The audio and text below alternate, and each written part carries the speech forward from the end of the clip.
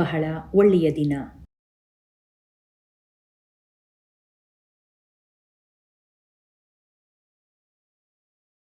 ನೀವೆಲ್ಲರೂ ಚೆನ್ನಾಗಿ ಕೆಲಸ ಮಾಡುತ್ತಿದ್ದೀರಿ ಎಂದು ಭಾವಿಸುತ್ತೇವೆ. ಇಂದಿನ ವಿಡಿಯೋಗಾಗಿ ನಮ್ಮ ವಿಷಯವೆಂದರೆ ಪ್ರಜಾಪ್ರಭುತ್ವ ವಿಕಸಿಸುವ ಕಲ್ಪನೆ.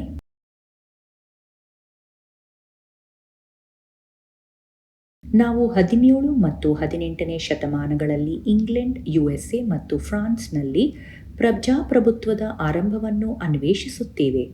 ಹಾಗೆಯೇ ಲಿಬಿಯಾ ಮತ್ತು ಮ್ಯಾನ್ಮಾರ್ನಲ್ಲಿ ಇತ್ತೀಚಿನ ಪ್ರಜಾಪ್ರಭುತ್ವ ಇಳುವರಿಗಳನ್ನು ಅನ್ವೇಷಿಸುತ್ತೇವೆ.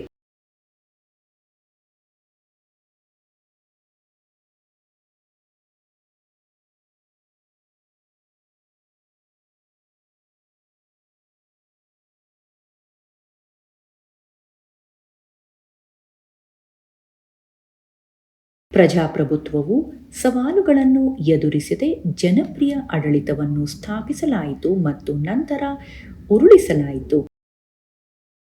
ಜನಪ್ರಿಯ ಆಡಳಿತವನ್ನು ಸ್ಥಾಪಿಸಿದಾಗದು ಆಡಳಿತಗಾರರನ್ನು ಆಯ್ಕೆ ಮಾಡುವಲ್ಲಿ ಕೆಲವೇ ಜನರು ಭಾಗವಹಿಸುತ್ತಿದ್ದರು. ಕಾಲಾನಂತರದಲ್ಲಿ ಪ್ರಜಾಪ್ರಭುತ್ವವು ವಿಸ್ತರಿಸಿದೆ ಮತ್ತು ಹೊಸ ಅಂಶಗಳನ್ನು ಅಭಿವೃದ್ಧಿಪಡಿಸಿದೆ.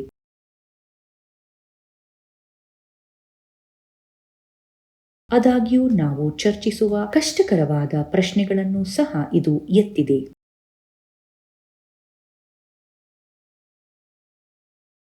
ಕಲಿಕೆಯ ಫಲಿತಾಂಶಗಳು. ಪ್ರಜಾಪ್ರಭುತ್ವದ ಅರ್ಥ. ಪ್ರಜಾಪ್ರಭುತ್ವ ಹೇಗೆ ಕೆಲಸ ಮಾಡುತ್ತದೆ?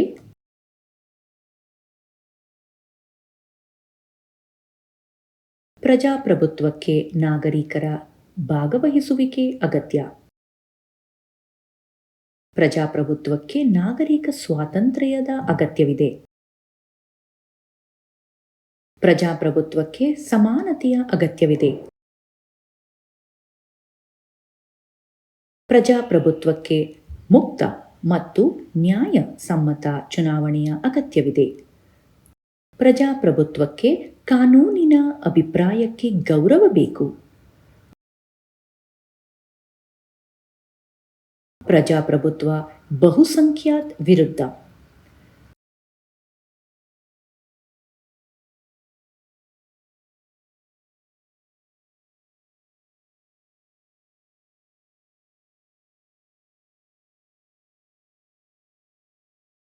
ನಾಗರಿಕರ ಘನತೆ ಮತ್ತು ಸ್ವಾತಂತ್ರ್ಯ.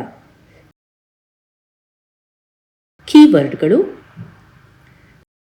ರೆವಲ್ಯೂಷನರಿ ಕಮಾಂಡ್ ಕೌನ್ಸಿಲ್ RCC,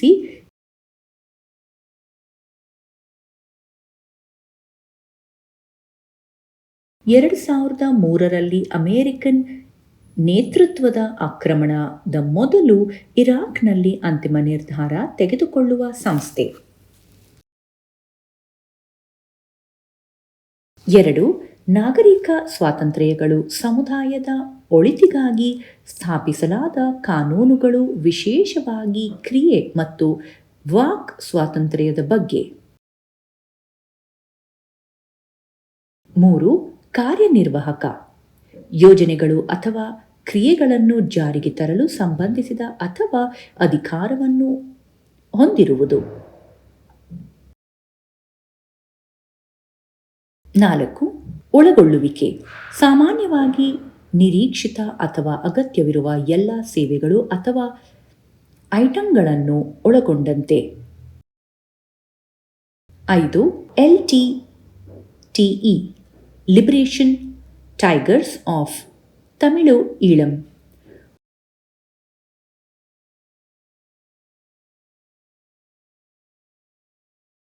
ಉತ್ತರ ಶ್ರೀಲಂಕಾದಲ್ಲಿ ಶ್ರೀಲಂಕಾದ ತಮಿಳು ಅಲ್ಪಸಂಖ್ಯಾತರಿಗೆ ಸ್ವಾತಂತ್ರ್ಯ ತಾಯ್ನಾಡಿಗಾಗಿ ಹೋರಾಡುತ್ತಿರುವ ಪ್ರತ್ಯೇಕವಾದಿ ಉಗ್ರಗಾಮಿ ಸಂಘಟನೆ.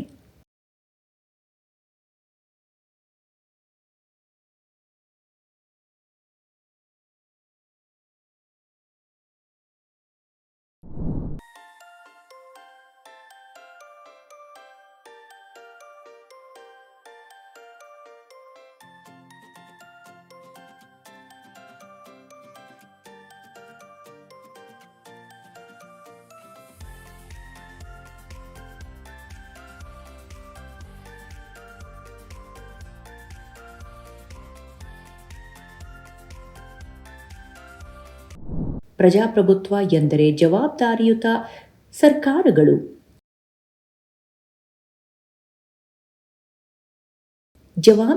ಸರ್ಕಾರಗಳು ಪ್ರಜಾಪ್ರಭುತ್ವವನ್ನು ಆಧರಿಸಿವೆ. ಅಲ್ಲಿ ಅಧಿಕಾರದಲ್ಲಿರುವವರನ್ನು ಜನರು ಆಯ್ಕೆ ಮಾಡುತ್ತಾರೆ ಮತ್ತು ಅವರಿಗೆ ಜವಾಬ್ದಾರರಾಗಿರುತ್ತಾರೆ. ಇದನ್ನು ಸಾಮಾನ್ಯವಾಗಿ ನಿಯಮಿತ ಚುನಾವಣೆಗಳ ಮೂಲಕ ಮಾಡಲಾಗುತ್ತದೆ. ಆದಾಗ್ಯೂ ಲಿಬಿಯಾದಲ್ಲಿ ರೆವಲ್ಯೂಷನರಿ ಕಮಾಂಡ್ ಕೌನ್ಸಿಲ್ (ಆರ್ಸಿಸಿ) ಜನ ಪ್ರತಿನಿಧಿಗಳಿಂದ ಚುನಾವಣೆಯೇತರವಾದ ಅಥವಾ ಬದ್ಧರಾಗದೆ ಅಂತಿಮ ಅಧಿಕಾರವನ್ನು ಹೊಂದಿದೆ.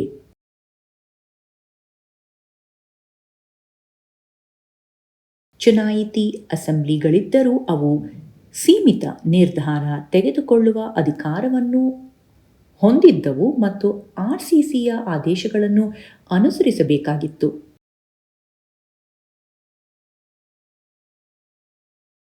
ಪ್ರಜಾಸತ್ತಾತ್ಮಕ ದೇಶದಲ್ಲಿ ಚುನಾಯಿತಿ ಪ್ರತಿನಿಧಿಗಳು ಸರ್ವೋಚ್ಚ ಅಧಿಕಾರವನ್ನು ಹೊಂದಿದ್ದಾರೆ ಮತ್ತು ಜನರಿಂದ ನೇರವಾಗಿ ಆಯ್ಕೆಯಾಗದ ಯಾರೂ ಅವರ ಮೇಲೆ ಅಧಿಕಾರ ಹೊಂದಲು ಸಾಧ್ಯವಿಲ್ಲ.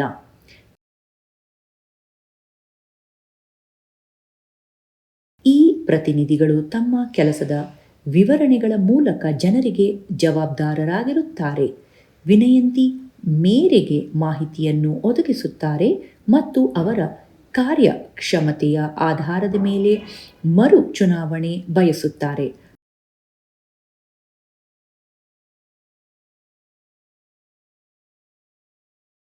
ಪ್ರಜಾಪ್ರಭುತ್ವ ಎಂದರೆ ಸಮಾನತೆ ಮತ್ತು ಒಳಗೊಳ್ಳುವಿಕೆ.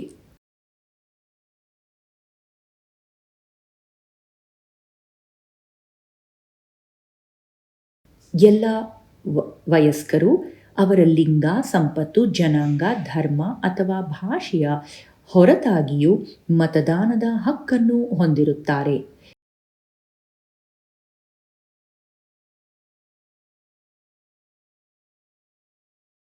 ಹೆಚ್ಚಿನ ಜನರನ್ನು ಸೇರಿಸಲು ಮತದಾನದ ಹಕ್ಕುಗಳನ್ನು ಕ್ರಮೇಣ ವಿಸ್ತರಿಸುವುದರೊಂದಿಗೆ ಪ್ರಜಾಪ್ರಭುತ್ವ ಅಭಿವೃದ್ಧಿಗೊಳ್ಳಲು ಸಮಯ ತೆಗೆದುಕೊಂಡಿತು. ಆದಾಗ್ಯೂ ಕೆಲವು ದೇಶಗಳು ಇನ್ನೂ ತಾರತಮ್ಯದ ಕಾನೂನುಗಳನ್ನು ಹೊಂದಿವೆ. ಉದಾಹರಣೆಗೆ, ಎಸ್ಟೋನಿಯಾದ ಪೌರತ್ವ ನಿಯಮಗಳು ರಷ್ಯಾದ ಅಲ್ಪಸಂಖ್ಯಾತರಿಗೆ ಮತ ಚಲಾಯಿಸಲು ಕಷ್ಟಕರವಾಗಿಸುತ್ತದೆ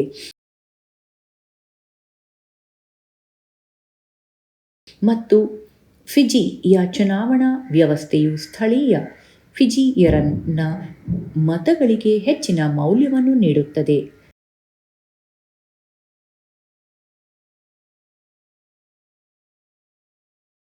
ನಮ್ಮ ದೇಶದಲ್ಲಿ ಸಂವಿಧಾನವು 18 ವರ್ಷಕ್ಕಿಂತ ಮೇಲ್ಪಟ್ಟ ಎಲ್ಲ ನಾಗರಿಕರಿಗೆ ಸಾರ್ವತ್ರಿಕ ಫ್ರಾಂಚೈಸ್ ಪರವಾನಗಿ ಚುನಾವಣೆಯಲ್ಲಿ ಮತ ಚಲಾಯಿಸುವ ಹಕ್ಕನ್ನು ನೀಡುತ್ತದೆ.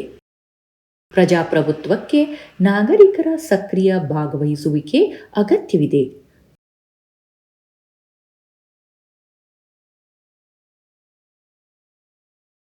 ಪ್ರಜಾಪ್ರಭುತ್ವವು ಕೇವಲ ಮತದಾನಕ್ಕಿಂತ ಹೆಚ್ಚಿನದು. ಇದು ನೀತಿಗಳು ಮತ್ತು ಕಾನೂನುಗಳ ತಯಾರಿಕೆಯಲ್ಲಿ ನಾಗರಿಕರ ಮಾತನ್ನು ಒಳಗೊಂಡಿರುತ್ತದೆ.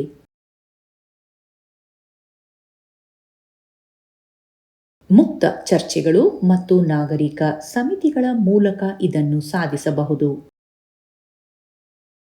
ಆದಾಗ್ಯೂ ಭಾಗವಹಿಸುವಿಕೆಯು ಕಷ್ಟಕರವಾಗಿದೆ ಮತ್ತು ಕೆಲವು ಸರ್ಕಾರಗಳು ಪ್ರೋತ್ಸಾಹಿಸುವುದಿಲ್ಲ.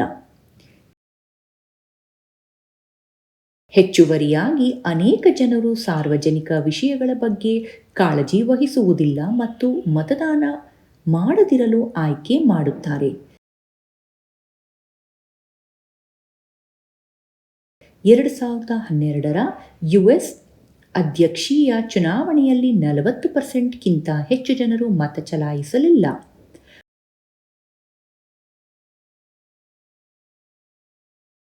ಪ್ರಜಾಪ್ರಭುತ್ವಕ್ಕೆ ನಾಗರಿಕ ಸ್ವಾತಂತ್ರ್ಯದ ಅಗತ್ಯವಿದೆ. ನಿರ್ಧಾರ ಕೈಗೊಳ್ಳುವಲ್ಲಿ ಭಾಗವಹಿಸಲು ಜನರಿಗೆ ಸ್ವಾತಂತ್ರ್ಯ ಬೇಕು.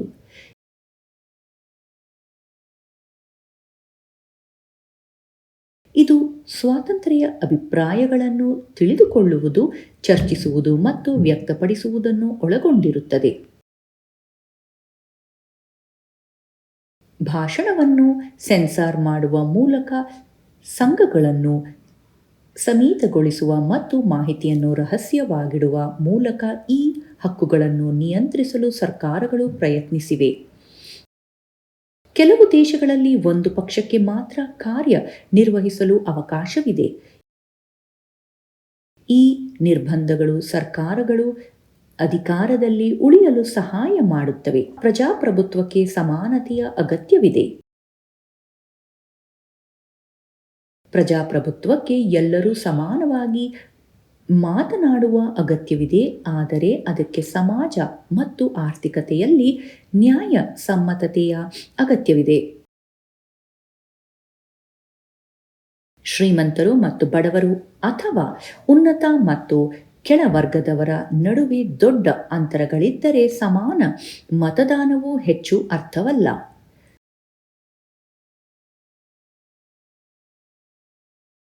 ಶ್ರೀಮಂತರು ಮತ್ತು ಶಕ್ತಿಶಾಲಿಗಳು ಸುಲಭವಾಗಿ ಇತರರನ್ನು ತಮ್ಮ ರೀತಿಯಲ್ಲಿ ಮತ ಚಲಾಯಿಸುವಂತೆ ಮಾಡಬಹುದು. ಅನೇಕ ಕುಟುಂಬಗಳಲ್ಲಿ ಪ್ರತಿಯೊಬ್ಬರೂ ಯಾರಿಗೆ ಮತ ಹಾಕಬೇಕೆಂದು ಪುರುಷರು ನಿರ್ಧರಿಸುತ್ತಾರೆ, ಮಹಿಳೆಯರೂ ಸಹ. ಯುಎಸ್ಎ-ನಂತಹ ದೇಶಗಳಲ್ಲಿ ಮಧ್ಯಮವು ಹೆಚ್ಚಾಗಿ ಶ್ರೀಮಂತ ಕಂಪನಿಗಳು ಅಥವಾ ಪ್ರಬಲ ವ್ಯಕ್ತಿಗಳ ಒಡೆತನದಲ್ಲಿದೆ.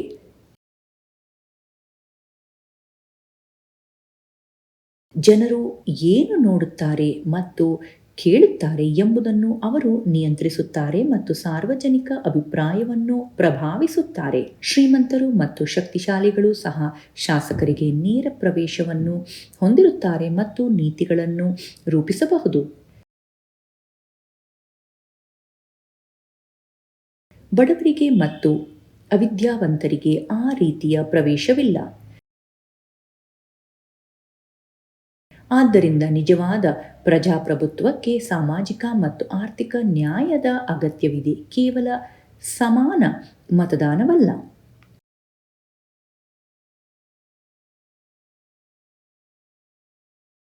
ಪ್ರಜಾಪ್ರಭುತ್ವಕ್ಕೆ ಮುಕ್ತ ಮತ್ತು ನ್ಯಾಯಸಮ್ಮತ ಚುನಾವಣೆಯ ಅಗತ್ಯವಿದೆ. ದೇಶವು ಉತ್ತಮ ನಾಯಕರನ್ನು ಹೊಂದಲು ಮುಕ್ತ ಮತ್ತು ನ್ಯಾಯಸಮ್ಮತ ಚುನಾವಣೆಗಳು ಮುಖ್ಯ.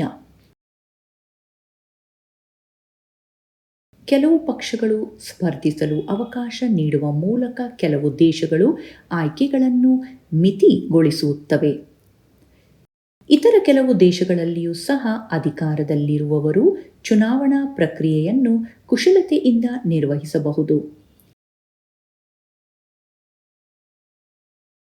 ಪ್ರಜಾಪ್ರಭುತ್ವಕ್ಕೆ ನಿಜವಾದ ಆಯ್ಕೆಗಳು ಮತ್ತು ನಾಯಕರನ್ನು ತೆಗೆದುಹಾಕುವ ಸಾಮರ್ಥ್ಯದ ಅಗತ್ಯವಿದೆ. ಇದು ನಾಗರಿಕರ ಹಕ್ಕುಗಳನ್ನು ಗೌರವಿಸುವ ಅಗತ್ಯವಿದೆ. ಪ್ರಜಾಸತ್ತಾತ್ಮಕ ಸರ್ಕಾರಗಳು ಕಾನೂನುಗಳನ್ನು ಅನುಸರಿಸುತ್ತವೆ, ಸ್ವಾತಂತ್ರ್ಯ ನ್ಯಾಯಾಂಗ ಮತ್ತು ಕಾರ್ಯಾಂಗವನ್ನು ಹೊಂದಿವೆ ಮತ್ತು ಅಲ್ಪಸಂಖ್ಯಾತರ ಹಕ್ಕುಗಳನ್ನು ರಕ್ಷಿಸುತ್ತವೆ. ಪ್ರಜಾಪ್ರಭುತ್ವವು ಸವಾಲುಗಳನ್ನು ಹೊಂದಿದೆ, ಆದರೆ ಸಾಂವಿಧಾನಿಕ ಕಾನೂನು ಮತ್ತು ನಾಗರಿಕ ಹಕ್ಕುಗಳ ಅಡಿಯಲ್ಲಿ ಕಾರ್ಯನಿರ್ವಹಿಸುತ್ತದೆ. ಪ್ರಜಾಪ್ರಭುತ್ವ ಬಹುಸಂಖ್ಯಾತ ವರ್ಸಸ್ ಒಳಗೊಳ್ಳುವಿಕೆ. ಒಟ್ಟಾರೆ ಪ್ರಜಾಪ್ರಭುತ್ವವನ್ನು ಸಾಮಾನ್ಯವಾಗಿ ಬಹುಮತದ ನಿಯಮವಾಗಿ ನೋಡಲಾಗುತ್ತದೆ, ಆದರೆ ವಿವಿಧ ದೇಶಗಳಲ್ಲಿ ಅಭಿಪ್ರಾಯ ವ್ಯತ್ಯಾಸಗಳು ಅನಿವಾರ್ಯ.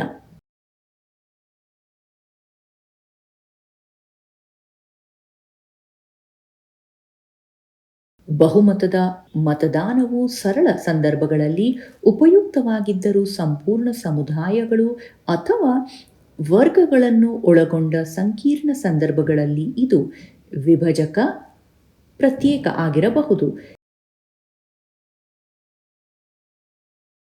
ಈ ಸಂದರ್ಭಗಳಲ್ಲಿ ಬಹುಸಂಖ್ಯಾತ ಮತ್ತು ಅಲ್ಪಸಂಖ್ಯಾತರ ಅಗತ್ಯಗಳನ್ನು ಪರಿಗಣಿಸುವ ಒಂದು ಅಂತರ್ಗತ ವಿಧಾನವು ಹೆಚ್ಚು ಪ್ರಯೋಜನಕಾರಿಯಾಗಿದೆ.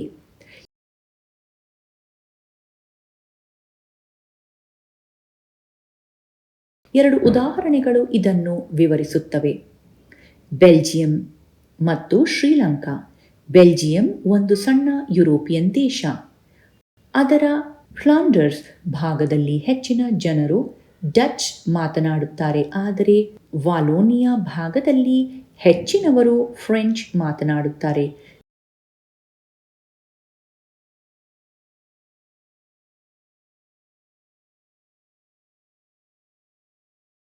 ಕಡಿಮೆ ಸಂಖ್ಯೆಯ ಜನರು ಜರ್ಮನ್ ಮಾತನಾಡುತ್ತಾರೆ.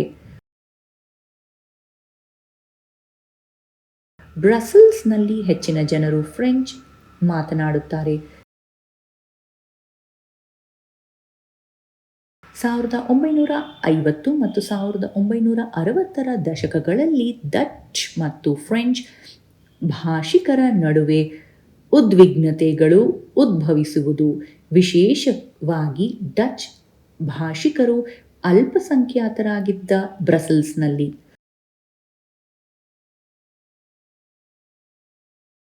ಶ್ರೀಲಂಕಾ ವೈವಿಧ್ಯಮಯ ಜನಸಂಖ್ಯೆಯನ್ನು ಹೊಂದಿರುವ ಭಾರತದ ಸಮೀಪದಲ್ಲಿರುವ ದ್ವೀಪವಾಗಿದೆ. ಅದರ ಜನಸಂಖ್ಯೆಯ ಬಹುಪಾಲು ಸಿಂಹಳೀಯ ಭಾಷಿಕರು 74%, ನಂತರ ತಮಿಳು ಭಾಷಿಕರು 18%. ಹೆಚ್ಚಿನ ಸಿಂಹಳೀಯ ಜನರು ಬೌದ್ಧರು ಮತ್ತು ಹೆಚ್ಚಿನ ತಮಿಳರು ಬಹುಶಃ ಹಿಂದೂ ಅಥವಾ ಮುಸ್ಲಿಂ.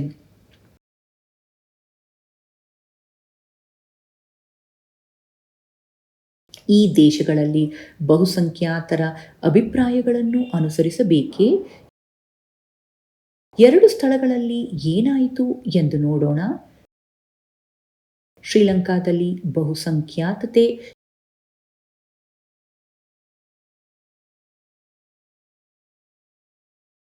ಶ್ರೀಲಂಕಾ 1948ರಲ್ಲಿ ಸ್ವಾತಂತ್ರ್ಯ ಪಡೆದ ನಂತರ ಸಿಂಹಳಿ ನಾಯಕರು ಬಹುಸಂಖ್ಯಾತರಾಗಿದ್ದರು, ಆದ್ದರಿಂದ ಸರ್ಕಾರವನ್ನು ನಿಯಂತ್ರಿಸಲು ಬಯಸಿದ್ದರು. ಅವರು ಸಿಂಹಳವನ್ನು ಮಾತ್ರ ಅಧಿಕೃತ ಭಾಷೆಗಳನ್ನಾಗಿ ಮಾಡಿದರು ಮತ್ತು ಸಿಂಹಳಿಯ ಉದ್ಯೋಗ ಅರ್ಜಿದಾರರಿಗೆ ಒಲವು ತೋರಿದರು.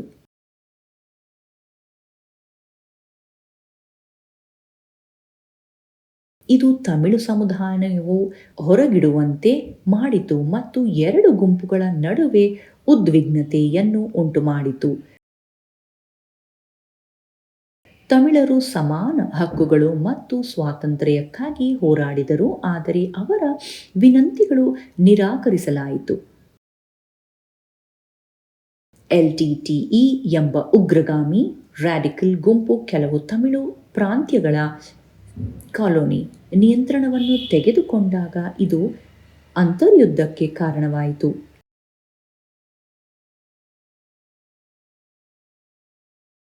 ಶ್ರೀಲಂಕಾ ಸೇನೆಯು ಎಲ್ಟಿಟಿಇಯನ್ನು ಸೋಲಿಸಿತು, ಆದರೆ ಅನೇಕ ತಮಿಳು ಜನರು ಕೊಲ್ಲಲ್ಪಟ್ಟರು ಅಥವಾ ನಿರಾಶ್ರಿತರಾಗಿ ಬಿಡಲು ಒತ್ತಾಯಿಸಲ್ಪಟ್ಟರು. ಇದು ದೇಶ ಅಭಿವೃದ್ಧಿಗೆ ಘಾಸಿಗೊಳಿಸಿತು. ಬೆಲ್ಜಿಯಂನಲ್ಲಿ ವಸತಿ. ಬೆಲ್ಜಿಯಂನ ನಾಯಕರು ತಮ್ಮ ಪ್ರಾದೇಶಿಕ ವ್ಯತ್ಯಾಸಗಳು ಮತ್ತು ಸಾಂಸ್ಕೃತಿಕ ವೈವಿಧ್ಯತೆಯನ್ನು ಒಪ್ಪಿಕೊಂಡರು.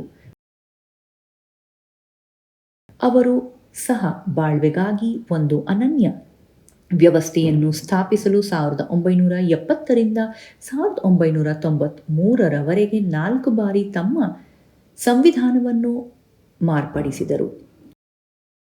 ಬೆಲ್ಜಿಯಂ ಮಾದರಿಯು ಕೇಂದ್ರ ಸರ್ಕಾರದಲ್ಲಿ ಸಮಾನ ಸಂಖ್ಯೆಯ ಡಚ್ ಮತ್ತು ಫ್ರೆಂಚ್ ಮಾತನಾಡುವ ಮಂತ್ರಿಗಳನ್ನು ಖಾತ್ರಿಗೊಳಿಸುತ್ತದೆ ಮತ್ತು ಕಾನೂನುಗಳಿಗೆ ಎರಡು ಭಾಷಾ ಗುಂಪುಗಳಿಂದ ಬೆಂಬಲದ ಅಗತ್ಯವಿದೆ.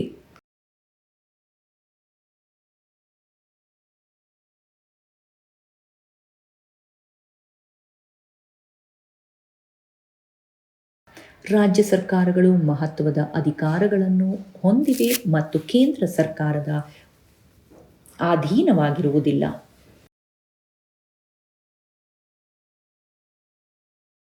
ಬ್ರಸೆಲ್ಸ್ ತನ್ನ ಸರ್ಕಾರವನ್ನು 2 ಭಾಷಾ ಸಮುದಾಯಗಳಿಂದ ಸಮಾನ ಪ್ರಾತಿನಿಧ್ಯವನ್ನು ಹೊಂದಿದೆ. ಡಚ್ ಮಾತನಾಡುವ ಸಮುದಾಯವು ಕೇಂದ್ರ ಸರ್ಕಾರದಲ್ಲಿ ಸಮಾನ ಪ್ರಾತಿನಿಧ್ಯಕ್ಕೆ ಒಪ್ಪಿಗೆ ನೀಡಿರುವುದು ಇದಕ್ಕೆ ಕಾರಣ.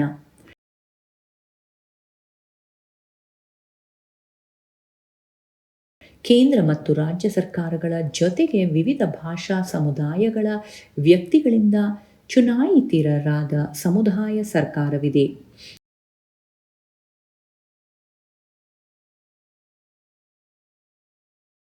ಈ ಸರ್ಕಾರವು ಸಾಂಸ್ಕೃತಿಕ, ಶೈಕ್ಷಣಿಕ ಮತ್ತು ಭಾಷೆಗೆ ಸಂಬಂಧಿಸಿದ ವಿಷಯಗಳ ಮೇಲೆ ಅಧಿಕಾರವನ್ನು ಹೊಂದಿದೆ. ಈ ವ್ಯವಸ್ಥೆಗಳು ಬೆಲ್ಜಿಯಂನಲ್ಲಿ ಸಂಘರ್ಷ ಮತ್ತು ವಿಭಜನೆಯನ್ನು ನಿಲ್ಲಿಸಿದವು. ನ್ಯಾಯಸಮ್ಮತತೆ ಮತ್ತು ನ್ಯಾಯದ ಕಾರಣದಿಂದಾಗಿ ಬ್ರಸೆಲ್ಸ್ ಇಯು ಪ್ರಧಾನ ಕಚೇರಿಯಾಗಿದೆ. ಬೆಲ್ಜಿಯಂ ಮತ್ತು ಶ್ರೀಲಂಕಾ ಪ್ರಜಾಪ್ರಭುತ್ವಗಳು ಆದರೆ ಅಧಿಕಾರವನ್ನು ವಿಭಿನ್ನವಾಗಿ ಹಂಚಿಕೊಳ್ಳುತ್ತವೆ. ಬೆಲ್ಜಿಯಂ ವೈವಿಧ್ಯತೆಯನ್ನು ಗೌರವಿಸುತ್ತದೆ ಮತ್ತು ಶ್ರೀಲಂಕಾದ ನಿರಾಕರಣೆ ಸಂಘರ್ಷಕ್ಕೆ ಕಾರಣವಾಯಿತು. ನಾಗರಿಕರ ಘನತೆ ಮತ್ತು ಸ್ವಾತಂತ್ರ್ಯ. ಜನರ ಘನತೆ ಮತ್ತು ಸ್ವಾತಂತ್ರ್ಯವನ್ನು ಗೌರವಿಸಲು ಪ್ರಜಾಪ್ರಭುತ್ವವು ಒಳ್ಳೆಯದು.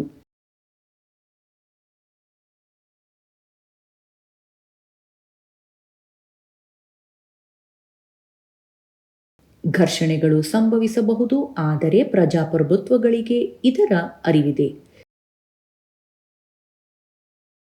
ಕೆಲವು ಸಮಾಜಗಳು ಮಹಿಳೆಯರು ಮತ್ತು ಅನಾನುಕೂಲಕರ ಗುಂಪುಗಳನ್ನು ಸಮಾನವಾಗಿ ಪರಿಗಣಿಸಲು ಕಷ್ಟಪಡುತ್ತದೆ.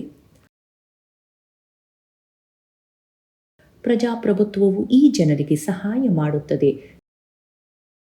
ಜನರು ಪ್ರಜಾಪ್ರಭುತ್ವವನ್ನು ಸುಧಾರಿಸಬೇಕೆಂದು ಬಯಸುತ್ತಾರೆ ಮತ್ತು ಆದ್ದರಿಂದ ಹೆಚ್ಚಿನ ನಿರೀಕ್ಷೆಗಳನ್ನು ಹೊಂದುತ್ತಾರೆ. ಜನರಿಂದ ಸ್ವೀಕರಿಸಿದ ದೂರುಗಳು ಅವರು ವಿಮರ್ಶಾತ್ಮಕವಾಗಿ ಯೋಚಿಸುತ್ತಾರೆ ಎಂದು ತೋರಿಸುತ್ತದೆ. ತೀರ್ಮಾನ. ಕಾನೂನಾತ್ಮಕ ಸಮಾನತೆ. ರಾಜಕೀಯ ಸ್ವಾತಂತ್ರ್ಯ ಮತ್ತು ಕಾನೂನಿನ ನಿಯಮವನ್ನು ಸಾಮಾನ್ಯವಾಗಿ ವ್ಯಾಖ್ಯಾನಕಾರರು ಉತ್ತಮವಾಗಿ ಕಾರ್ಯನಿರ್ವಹಿಸುವ ಪ್ರಜಾಪ್ರಭುತ್ವ ಮೂಲಭೂತ ಗುಣಲಕ್ಷಣಗಳಾಗಿ ಗುರುತಿಸುತ್ತಾರೆ.